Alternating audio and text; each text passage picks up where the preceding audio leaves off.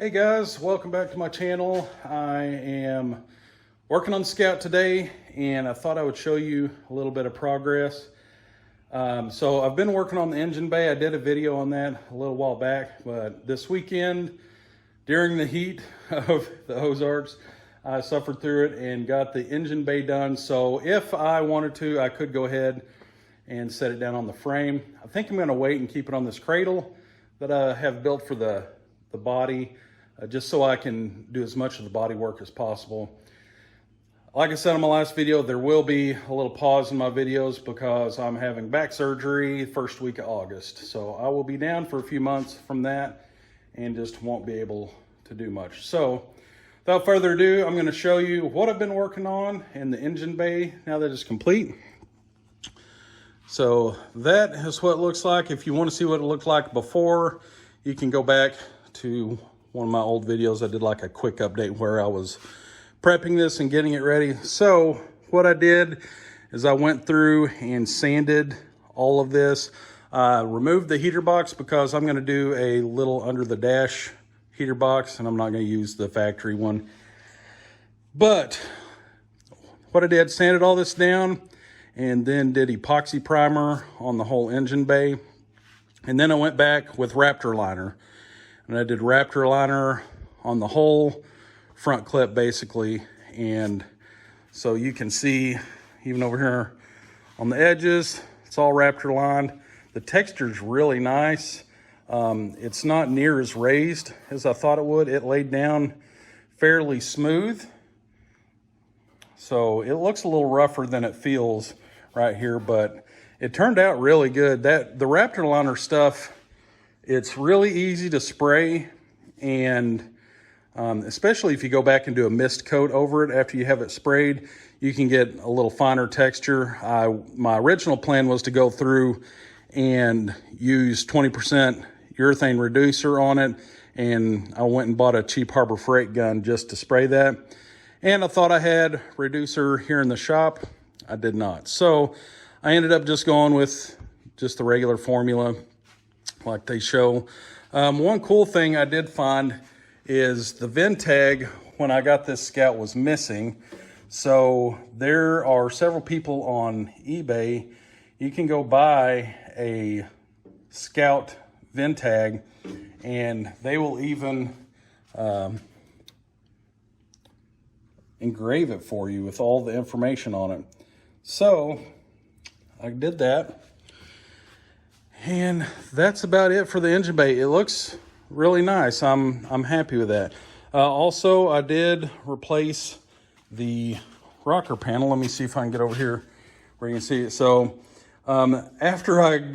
whenever I got to sanding and removing some dents, there's a couple little dents down here along the bottom that I wanted to try to start pulling out. And I will show you here in my junk pile. This is what the factory rocker looked like once I sanded it down. So it had been pushed in at some point and they just came back and did it the old way of doing things and just drilled a million holes in it and filled it with filler. And you couldn't even tell. They did a pretty good job. But anyway, got that new rocker on there. I've still got to go through and do some seam sealer on it, but that'll be much easier to work with than that old one. Had a bunch of little holes drilled along here all the way around for something. They had something mounted in here, so went ahead and sanded that down and used some metal-based body filler on that. Just thought it would probably hold up a little better. Got the inside cleaned out pretty good, and I am going to Raptor line all of the inside too.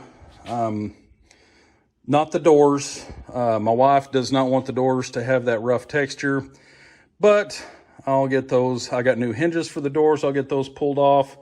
And then the bed floor I was originally going to replace. I've got a piece of sheet metal there to replace it with. It's just smooth sheet. But the bed's, it's actually really solid. It has some waves in it, but every Scout I've seen has waves in it. But I've got a little mess over here that I've got to deal with which seems like all these do that too. So right along both edges, they just catch that water from the fenders and it just seems to rot out there. So I've got to go in there. What I'll probably do is cut a strip out down through there, sheet metal, and then patch in a piece of sheet metal. And I think what I'm, kind of my idea is to go back with some angle iron and put it almost like the bed strips in like the 60s Chevy trucks. Just put something there to reinforce it and hold it down, and just kind of put that in and weld it down. So on one of my last videos, I guess, I made this hinged taillight door, and I got to talking to a few people and had a comment on one of my videos too. But my friend Nate over at Blue Collar Performance, he was the one that mentioned it. He said that he would get an LED light to fit in there, and then I wouldn't have to worry about this tail lamp bucket. And then I can also run most of those LED tail lights. They have a plug on the back, and then I can run the wire along the hinge to hide that and to keep it from chafing and doing all that. So anyway, that's about it for this little update. Got all that patched in, and I'm almost to the point I'm going to have my wife help me pull these doors off, and I'm going to get the hinges on there and get the doors put back on and mounted and aligned, so when I go to do the body work, I don't have to mess anything up later. And I think that's just the best way to do it. So anyway, I don't know if I'll have any more videos out before I have my back surgery, but the next 3 weeks or so before my surgery, I'm going to be busting ass trying to get as much done as I can, because I'm going to be sitting around for several months with restrictions, no lifting, bending, twisting. So I'm going to get as much done as possible. I'll try to document that, and hopefully before the surgery I can get this whole thing, get the tub Raptor lined and on the inside, and then hopefully get epoxy primer on the outside. We'll see how it goes. Anyway, catch you on the next one. Thanks.